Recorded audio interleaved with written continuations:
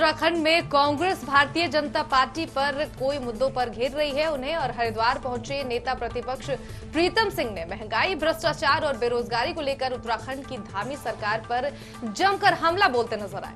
वहीं प्रीतम सिंह ने आरोप भी लगाया कि जो वादे उत्तराखंड की बीजेपी सरकार ने जनता से किए थे उन पर वो खरा नहीं उतर रही है।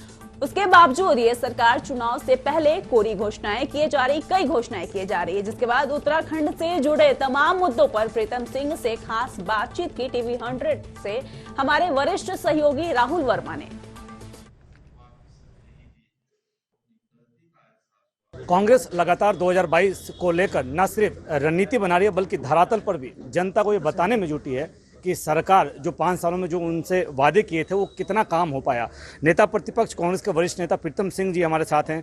सर, लगातार जनता के संपर्क में आप लोग जा रहे हैं, सरकार की उपलब्धियां जो बता रही है उसको नाकामियों में आप लगातार जनता के पीछे, क्या कुछ रिजल्ट या कोई फीडबैक मिल रहा है जनता से? देखिए, कांग्रेस लगातार जो है आम जन तक जाने का प्रयास कर रही है और कांग्रेस के साथियों से भी सीधा संवाद स्थापित करने का काम कर रही है।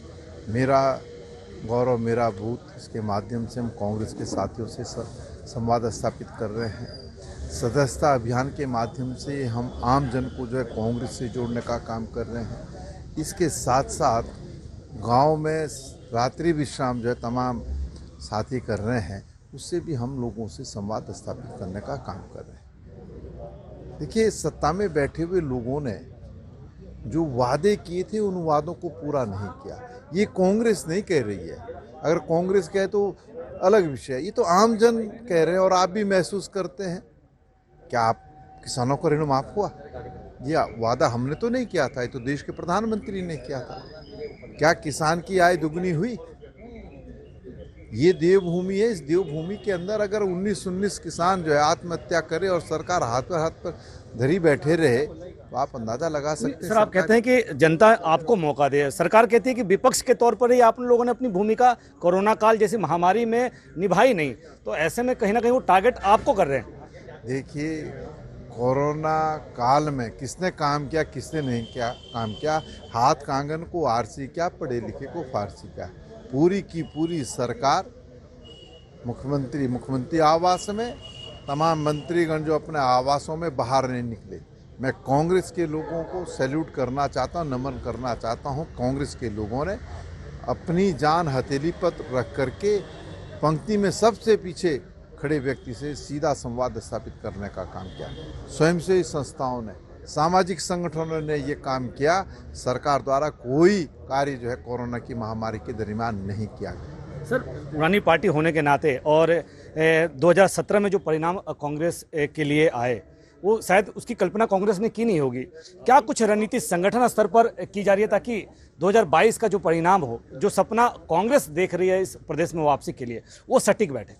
देखिए, 2017 से पूर्व कांग्रेस में एक विभाजन हुआ। हमारे बहुत सारे साथी हमें छोड़ करके जो है भारतीय जनता पार्टी में चले गए। स्वाभाविक बात है, इन विषम परिस्थितियों में हमने चुनाव लड़ा और हम 11 पर सिमट करके रह गए। लेकिन आज हम ये कह सकते हैं कि कांग्रेस हर विधानसभा में भारतीय जनता पार्टी को कड़ी चुनौती देने की स्थिति में है और मेरा अपना मानना है कि जो परिस्थितियां हैं वो परिस्थितियां कांग्रेस के अनुकूल है और कांग्रेस 2022 में राज्य के अंदर सरकार बनाने जा रही है। एक सवाल, आखिरी सवाल है, 2017 में जो साथी अलग हुए थे उसमें से हालांकि यशपाल आर्या जी, संजीव आर्या जी आ गए। कई लोगों के साथ, चाहे हरीश रावत हो, आप हो, लगातार तस्वीरें भी दिख रही हैं, वार्तालाप भी हो रहा है।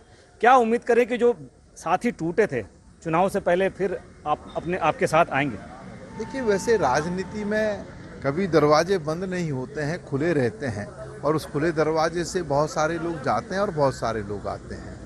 यशपाल आर्या जी, संजीव आर्या जी ने सोनिया जी और राहुल जी में आस्था व्यक्त करते हुए कांग्रेस परिवार में सम्मिलित होने का निर्णय लिया। हम उनका स्वागत करते हैं और साथ ही भी अगर आएंगे तो इस परिप्रेक्ष्य में राष्ट्रीय नेतृत्व निर्णय लेगा। लेकिन मैं इतना कह सकता हूं कि मेरे संपर्क में कोई नहीं है और जो तस्वीरें आपने कही वो तस्वीरें तो इसलिए है कि मैं विधायक होने के नाते अपने विधानसभा और प्रदेश के लोगों के जब काम पढ़ते हैं तो मंत्रियों से संवाद होता है, मुख्यमंत्री से संवाद होता है। इसका मतलब ये नहीं है कि जिनसे मैं मिलने जा रहा हूँ वो कांग्रेस में आ रहे हैं। जब ये स्थिति बनेगी तो सब चीज़ें आपके सामने आएंगी। तो साफ तौर पर सुना कि नेता प्रतिपक्ष प्रीतम सिंह का कहना है कि जो वादे बीजेपी ने किए थे 2017 में, वो वादे पूरे नहीं किए हैं उन्होंने, और कहीं ना कहीं जनता इस बार कांग्रेस को दोबारा मौका देगी। और जहां तक जो बागी होकर 2017 से पहले कांग्रेस छोड़कर गए थे, वो कह रहे हैं कि भले ही उनके संपर्क में कोई ना हो, लेकिन उम्मीद और राजनीति में कभी कोई दरवाजा लॉक नहीं होता, यानी कांग्रेस के दरवाजे खुले हैं। अगर कोई आना चाहता है, कांग्रेस में उसका विश्वास है, तो उनका स्वागत है। अब देखना है कि आगामी 2022 में कांग्रेस कैसे और किस रूप में प्रदेश की कमान अपने हाथ में ले पाती है। अपने कैमरामैन सचिन के साथ राहुल वर्मा, TV 100।